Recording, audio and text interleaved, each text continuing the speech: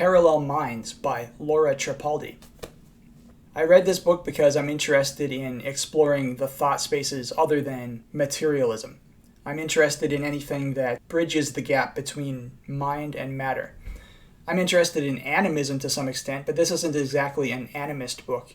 She describes intelligence as a relationship between different kinds of materials. A lot of the book is about smart materials, but not just smart materials as things that we invent, like we're imposing our will on matter.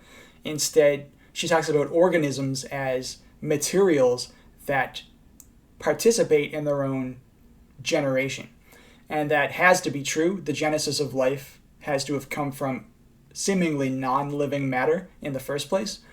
Prior to reading her book, the writer who I appreciated the most for trying to tackle this kind of thinking was Hans Jonas. His book, The Phenomenon of Life, he talks about how we used to be animists who believed that everything was alive and death was the problem that needed to be solved. And then we moved into being dualists who believed that the world was dead matter and that our consciousness came from some divine beyond. And that we've moved now into fully materialist thinking where everything is dead, there is no divine beyond. And so consciousness is the problem that needs to be solved.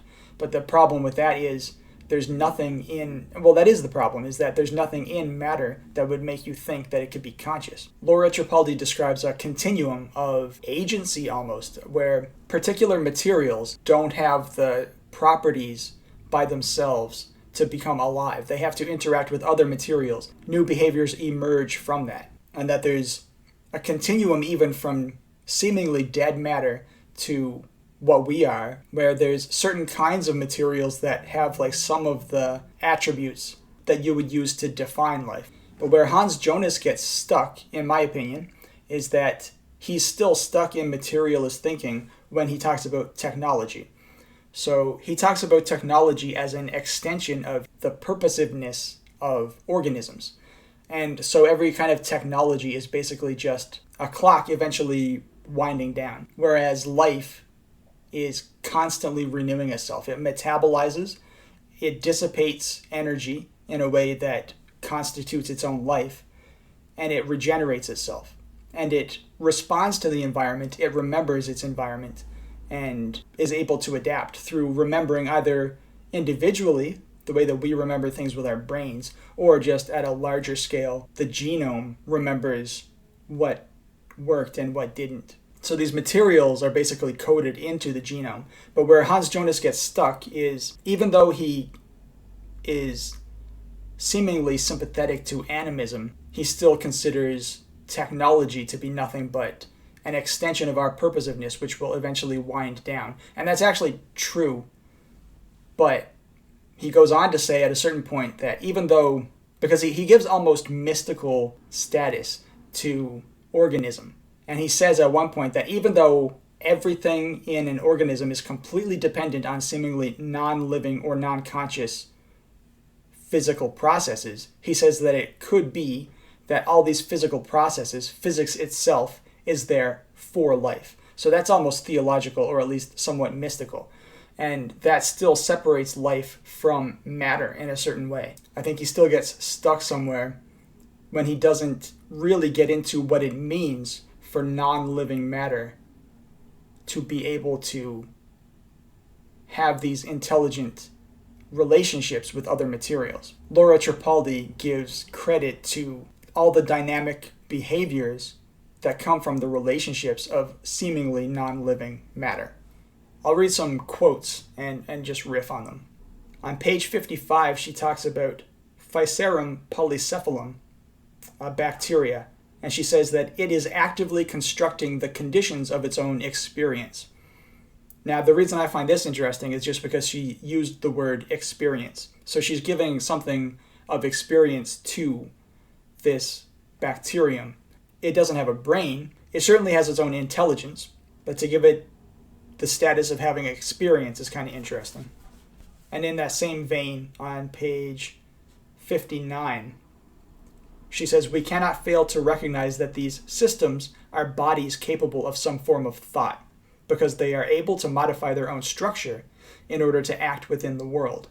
I'm not sure exactly what she means by thought there, but it probably has something to do with experience. So I'm not sure. I'm curious about what she would think about consciousness. If consciousness would be a certain information structure that these things don't have, but they can still have intelligence, thought, and experience.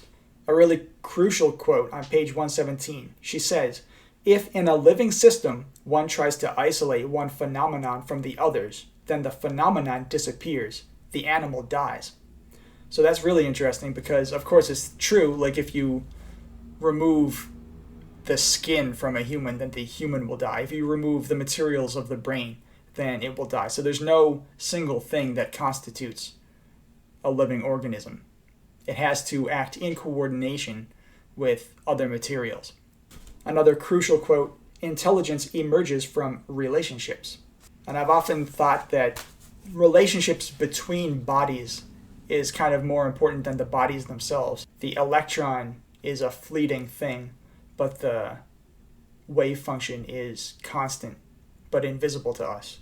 But I wonder if conscious experience is actually to be found in the wave function, or whatever the wave function represents for us. Because there's no way for a thought to be just like a collection of electrons and protons constructed together like Lego blocks. She talks about materialism. Matter is the process that results from an encounter rather than an a priori existing reality. So this one's a bit more subtle because it seems obvious that matter does pre-exist thought and pre-exists us. But we also know that hard surfaces are not really flat as they appear, and atoms don't really touch each other. They're held together by these mysterious forces, electromagnetism, and that can all compile down to the wave function at the same time. So materialism is how we look at things as much as it is an actual reality. And what does it mean for smart materials to be able to construct themselves? Autogenesis. So Hans Jonas was always trying to escape what he saw as the nihilism of materialism and dualism and existentialism, which is what he was kind of brought up in, alongside some more theological aspects of his thinking. And I think his solution was to reach into the more theological or mystical aspects.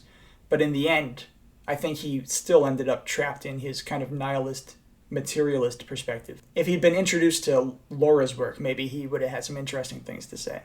I keep reading on Twitter from these AI enthusiasts who keep talking about ChatGPT being conscious.